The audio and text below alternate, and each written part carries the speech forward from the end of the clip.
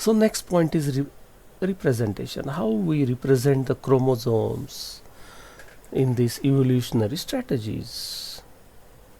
So in evolutionary strategies,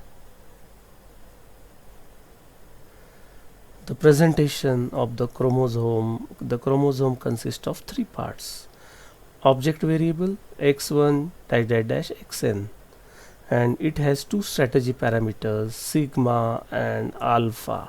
So you know, sigma is a mutation step size as discussed earlier. The alpha represents the interaction between the step sizes. Alpha represents the interaction between the step sizes. These are the step sizes, and interaction between these step sizes is represented by this alpha. So the chromosome is represented as x1 to xn as object variables. Then strategy parameters, two strategy parameters are there, sigma and alpha. Here you can see that n object variables are there, n mutation steps are there, mutation step sizes are n, but alpha is k, so it is not n. And it is to be remembered, the most important point, that alpha is not always used. Alpha is not always used, it depends on the application. So please remember, in evolution strategies, alpha will be used when required.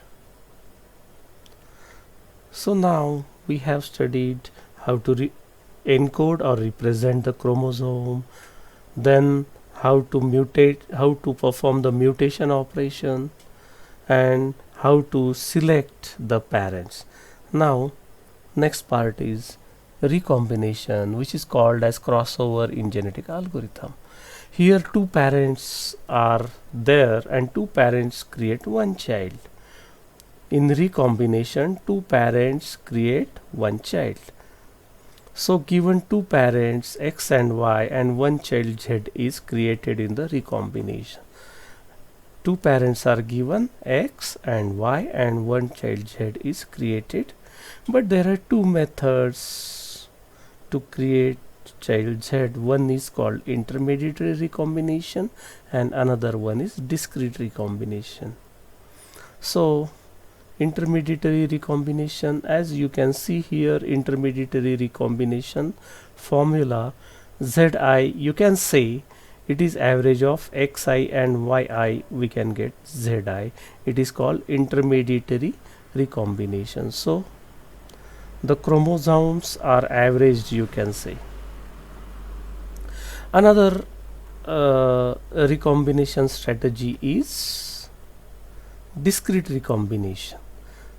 In discrete recombination, one of the parent alleles is randomly chosen with equal chance of either. So what is this alleles? Alleles is nothing but the parent after mutation. So you have to understand here that recombination, before recombination we have to go for mutation. Here we have to understand that for the recombination we are using alleles, that is the parents after the mutation. So this x and y are the parents after the mutation. So in the discrete recombination, either x or y is chosen randomly with equal probability. So either x will be a new child or y will be a new child, and of course this is called as local recombination. So intermediary recombination and discrete recombination both are parts of local combination, and this recombination operation for both of these local combination methods are performed on alleles, that is the parents after the mutation. So you have to remember that this xi or yi, both in the both recombination schemes, they are the parents after the mutation. So mutation is already done, then recombination is performed. So another variant of recombination is global recombination. In global recombination, more than two individuals contribute to the offspring. More than two individuals contribute to the offspring.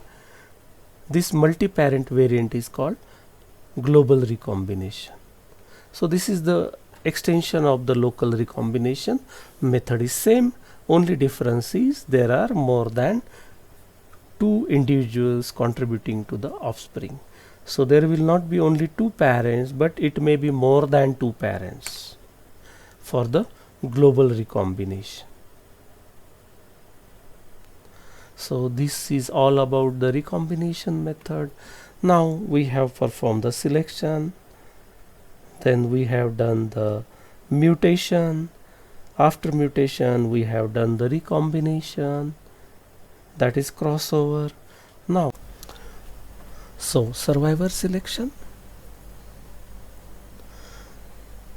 this is applied after creating lambda children from the mu parents by mutation and recombination. So survival selection is done after mutation and recombination, and we have to create lambda children from the mu parents. And there are two strategies for the selection of the children. First one is the set of children only, mu comma lambda selection.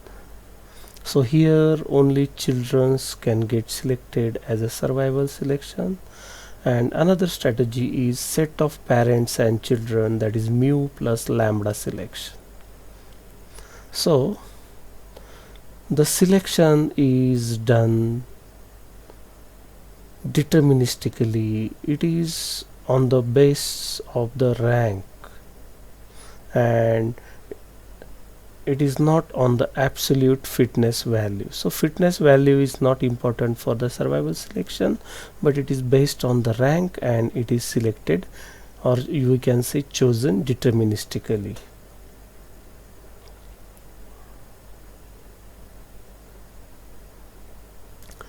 So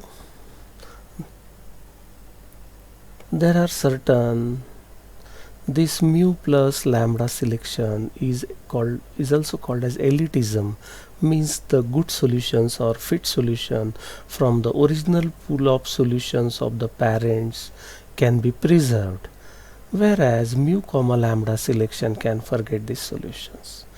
But often mu comma lambda selection is preferred because it is better in leaving local optima, it is better in following moving optima, and using mu plus lambda strategy, the problem is if the host X is very fit, then even a bad sigma will also survive with it.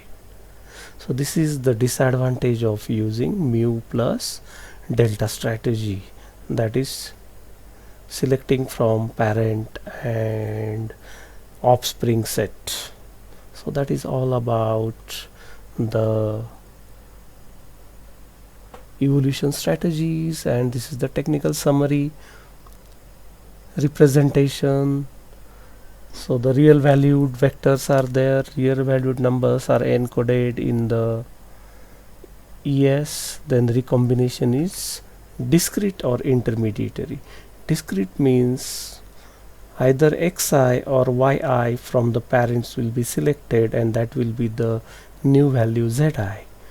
In intermediary, xi and yi, the average value is taken, and it is a intermediary recombination. Mutation is a Gaussian distribution is used to calculate the mutation. Parent selection is a uniform random selection, that is every parent will have equal probability to get selected. Survival selection can be done from children set, that is mu comma delta, or children plus parent set, that is mu plus lambda set. So that is all about the ES technical summary. Thanks again to Abhinan Smith. Thank you.